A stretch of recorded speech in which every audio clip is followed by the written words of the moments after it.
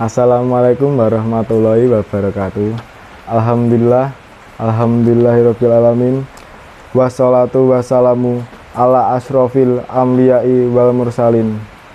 Sayyidina wa nabiyina Muhammadin wa ala alihi washabi ajmain wa ba'du. Saudara dan saudari yang semoga dirahmati oleh Allah Subhanahu wa taala. Pertama-tama marilah kita panjatkan puji syukur kita kepada Allah, alam yang telah melimpahkan nikmatnya kepada kita semua. Semoga sholawat serta salam tetap tercurahkan kepada suri tauladan kita Nabi Muhammad Sallallahu Alaihi Wasallam beserta keluarganya, para sahabatnya, dan juga para pengikutnya. Saudara dan saudari yang semoga dirahmati oleh Allah, pada majelis yang mulia ini saya hendak menyampaikan materi ceramah tentang haramnya meminum minuman keras. Pengharaman khamr, minuman keras, dalam ajaran Islam tidak diturunkan secara sekaligus tetapi dengan cara rekreasi angsur. Ini adalah strategi dakwah Nabi yang diperintahkan oleh Allah Subhanahu wa taala untuk mengharamkan minuman keras. Dalam kitab Sirah Nabawiyah karya Muhammad Ridho dijelaskan, selagi mengepung Bani Nadir, terdapat sejumlah sahabat Nabi yang berkata, "Ya Rasulullah, berilah kami fatwa tentang khamr. Sesungguhnya khamr itu menghilangkan akal dan membuang-buang harta."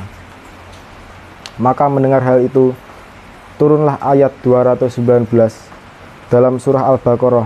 Allah berfirman, "Yas'alunaka anil khamri wal masyiri kul fihima ismun kabirun wa nafi ulinasi," yang artinya, mereka bertanya kepadamu Muhammad tentang khamar dan berjudi. Katakanlah kepada duanya, itu terdapat dosa besar dan beberapa manfaat bagi manusia. Dengan turunnya ayat tersebut, bagian orang masih ada yang minum khamr karena dinilai ada manfaat dalam kandungannya. Sebagian lainnya meninggalkan khamr karena adanya dosa di sana. Suatu ketika, Abdurrahman bin Auf mengundang beberapa orang, lalu mereka meminum khamr sampai mabuk. Bahkan ada sebagian dari mereka melakukan sholat maghrib dalam keadaan mabuk. Dalam sholat itu dia membaca, "Qul ya ayyuhal kafirun a'budu ma ta'budun," yang mana bacanya kerincuhan balau. Atas kejadian itu, maka turunlah firman Allah dalam surah An-Nisa ayat 43 berbunyi, "Ya ayyuhallazina amanu la taqrabu as-sholata wa antum sukara hatta lamu mata hulun," yang artinya, wahai orang-orang yang beriman, janganlah kamu sholat sedang kamu dalam keadaan mabuk hingga kamu mengerti apa yang kamu ucapkan. Minimal itu berkurang pula para peminum khamr. Namun bukan berarti berkurang seluruhnya, sebab masih ada beberapa orang saja yang masih minum khamr. Kemudian di suatu ketika berkumpullah sekelompok kaum Ansar. Di sana juga terdapat Sa'ad bin Abi Waqqas. Ketika mereka mabuk, mereka memanjakan diri dengan melantunkan syair-syair hingga akhirnya Sa'ad membacakan syair yang isinya mengejek kaum Ansar.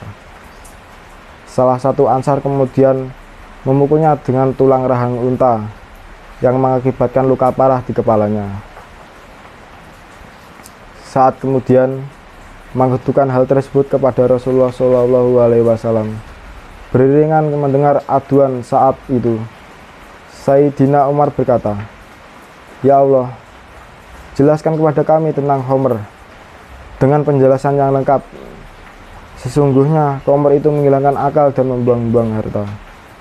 Maka turunlah firman Allah dalam Al-Quran surah Al-Maidah ayat 90-91 berbunyi, "Ya ayyuhallazina amanu innamal khamru wal masiru wal ansabu wal aslamu ritsun min amail asyaitani fattanibu la'alakum tuflihun innama yuridu asyaitun ayyuki abainakum al-dawata wal bagda afil kamri wal masyiri wasadakum an syirikillahi an salati fahal antum muntahun, yang artinya, wahai orang-orang yang beriman, sesungguhnya meminum, kamar, berjudi, berbuat berhara, berkorban untuk berhala, dan mengguni nasib dengan anak panah adalah perbuatan keji dan termasuk perbuatan setan.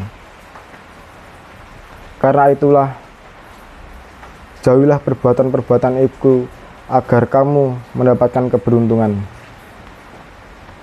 Sesungguhnya setan itu bermaksud menimbulkan permusuhan dan permusuhan di antara kamu dikarenakan meminum khamr dan berjudi, dan hendak memblokir kamu dari mengingat Allah dan sholat. Maka tidakkah kamu mau berhenti dari perbuatan-perbuatan itu?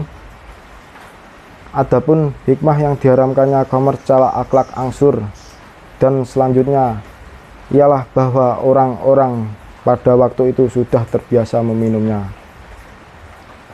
Mereka merasa telah mendapat manfaat besar dari khamr. Karena itulah Allah dan Nabi tahu bahwa mereka dilarang meminumnya sekaligus makan akan menimbulkan kesulitan bagi mereka. Sekian dakwah dari saya. Assalamualaikum warahmatullahi wabarakatuh. Mari kita akhiri membaca hamdalah dan kafaratul majlis. Alhamdulillahirabbil alamin. Terima kasih.